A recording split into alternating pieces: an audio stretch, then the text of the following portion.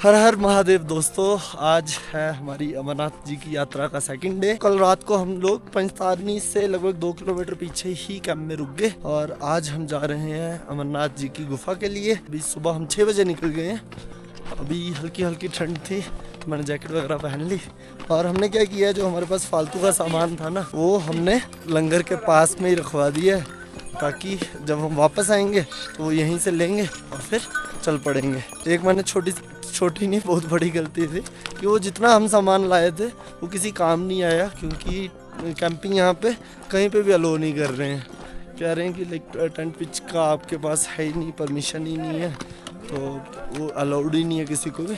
तो वो थोड़ी सी दिक्कत हो गई कि हम फालतू में इतना सामान ले आए उठा के, लेकिन चलेगा, बढ़िया है। ये आप नज़ारा चेक करो सुबह सुबह का। ये लोग पंचतारनी से जा रहे हैं चंदनवाड़ी की तरफ और हम जा रहे हैं, पहले पंचतारनी आएगा और फिर वहाँ से हम अमरनाथ जी की गुफा की तरफ चलेंगे।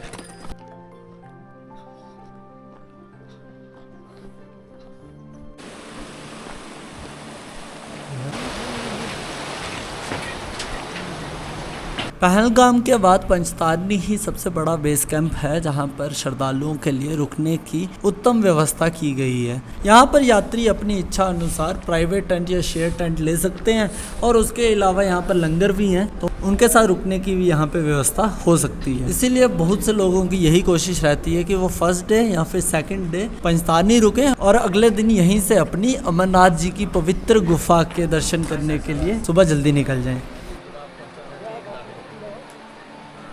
50,000 की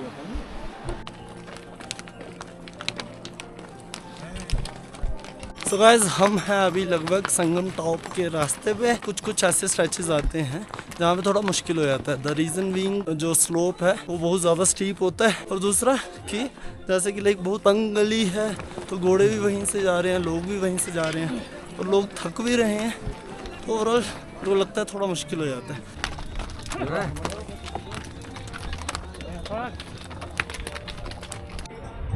सो गाइस, ये है संगम टॉप और वो सामने से आप जो देख रहे हो वो लोग आ रहे हैं बालटाल से, और यहाँ से आगे इस तरफ को है केव, और ये लोग जो हैं ये आ रहे हैं पहलगाम से।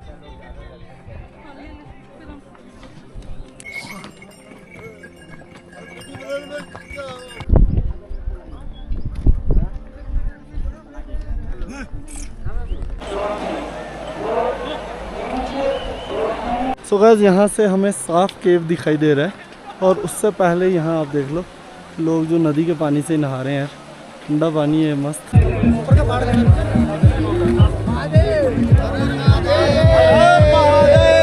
हर हर महादेव दोस्तों, तो अभी जस्ट मैं बाहर आया हूँ अमरनाथ जी की गुफा के दर्शन करके। तो मैंने कहा कि एक बार आपको सारा बता देते हैं कि तरीका क्या रहता है। तो सबसे पहले ये जो आप मेरे पीछे देख रहे हो, यहाँ से आगे सिर्फ क्लॉक रूम है, 2-3 भंडारे हैं। तो उससे पहले लाइक मे बी 1 किलोमीटर के आसपास वहाँ पे थे तो क्लॉक रूम और भंडारे। तो हमें करना क्या है, सबसे पहले आके यहाँ पे स्नान करना है। तो उसके लिए लोग क्या कर रहे हैं कि जो नदी बह रही है उसी के पानी से नहा ले रहे हैं। वो ठंडा है, लेकिन जैसे कि हम 7-8 किलोमीटर चल के आए थे, तो उस ठंडे पानी से भी नहाया तो एकदम थकान ख़त्म हो गई। तो या तो ये कर सकते हो, या तो आप गर्म पानी परचेज़ कर सकते हो, या तो लंगर वालों से बातचीत करके अगर वहाँ मिल जाए तो वो बढ़िया।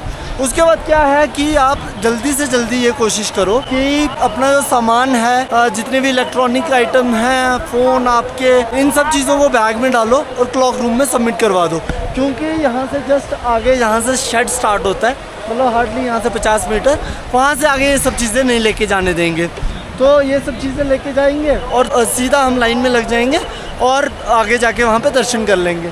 तो जो अगर प्रसाद वगैरह है, प्रसाद हमने क्या करना है कि रास्ते में ही जब हम जैसे हम एंट्री करते हैं शेड के अंदर, तो वहाँ से ही आगे हमें जाके प्रसाद मिल जाता है। तो वो कोई इशू नहीं है, प्रसाद के लिए हमें घबराने की कोई ज़रूरत नहीं है, वो आराम से यहाँ मिल जाता है। तो अच्छे दर्शन के लिए मैं आपको सजेस्ट करूँगा कि सुबह जल्दी आ जाओ।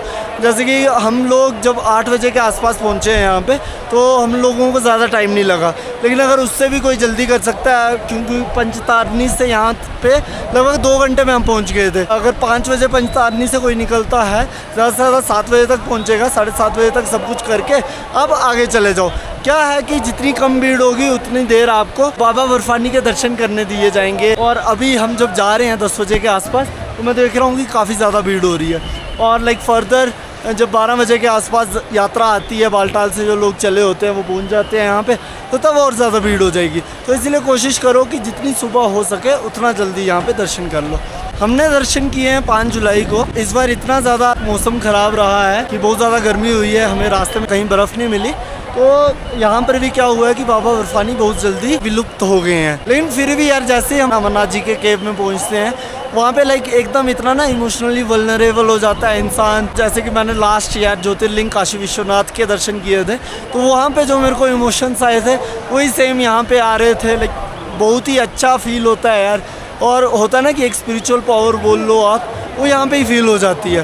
तो ओवरऑल तो मेरे को बहुत अच्छा ही फील हुआ। बेशक शिवलिंग जो है वो लगभग पिघल गया था, लेकिन फिर भी उस केव में जाकर बहुत अच्छा फील होता है। तो ये मत सोचो कि हाँ यार अगर शिवलिंग पिघल गए हैं तो हम नहीं जाएंगे, लेकिन फिर भी हमें सबको आना ही चाहिए यहाँ पर। तो चलो अब हम लोग यहाँ से वापस चल रहे हैं। तो इस बार के लिए हम बोलेंगे हर हर महादेव।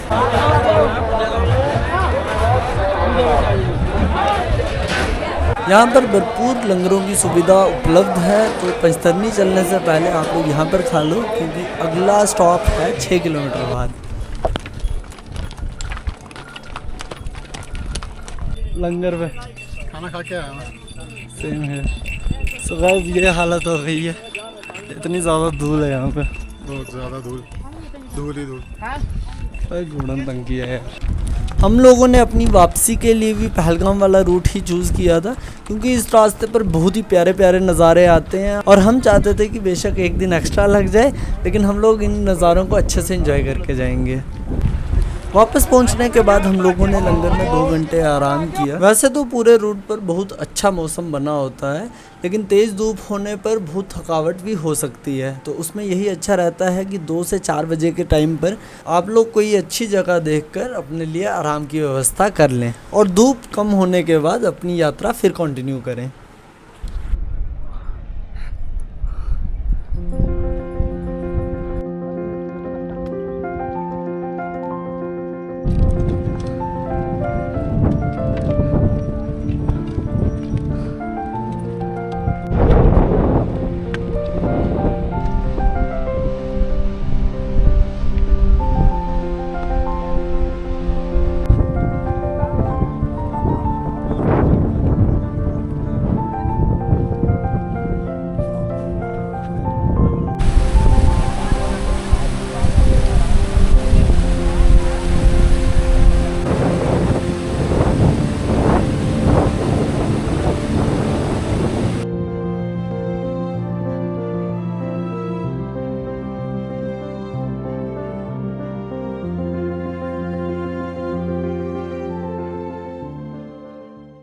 हम लोग बढ़िया 6:30 बजे के आसपास पोशपत्री पहुंच गए।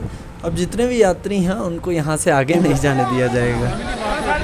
यार भाई तेरी फैमिली है पर हमारी भी तो फैमिली, हम भी तो यही पड़े हैं तेरा अकेला।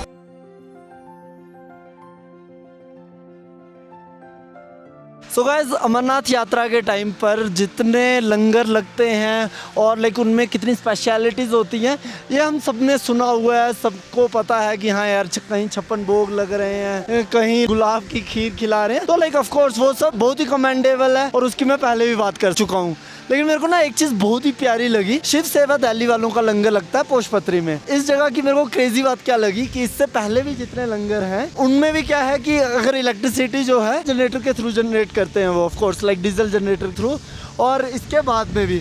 लेकिन इनकी क्या डैल है कि इन्होंने क्या कर रखा है, एक बहुत ही सिंपल लाइक एक छोटा सा हाइड्रो पावर प्लांट लगा रखा है जिससे यहाँ पर 24 आवर्स लाइट रहती है। तो ये ऊपर से पानी आ रहा है इस पाइप के इनलेट के थ्रू और यहाँ से ये टरबाइन घूम रहा है, यहाँ से इलेक्ट्रिसिटी प्रोड्यूस कर रहे हैं और ये फिर जो पानी है वो नीचे चला जा रहा है और वो है नीचे फाउंटेन। तो यार ये कितना प्यारा, मतलब कि एक लाइक प्राइवेट इनिशिएटिव है और मेरे को बहुत अच्छा लगा कि ऑफ कोर्स जहाँ पे हमें ज़रूरत हो वहाँ हम नॉन रिन्यूएबल रिसोर्सेज को यूज़ करना ही पड़ता है, लेकिन कितना प्यारा है कि एक उनका छोटा सा एफर्ट, और जहाँ वो सबको अच्छा खाना तो प्रोवाइड कर ही रहे हैं, उसके साथ साथ वो जो हमारे पास ऑलरेडी रिसोर्सेज हैं उसी का यूज़ करके इलेक्ट्रिसिटी प्रोड्यूस करके अपनी भी और भक्तों की भी लाइफ आसान कर रहे हैं। तो बहुत ही प्यारा लगा यार, मेरे को रियली इम्प्रेस्ड विद दिस। चलो अब हम पहुँच चुके हैं पुष्पत्री, तो आज रात हम इन्हीं के पास रुक रहे हैं।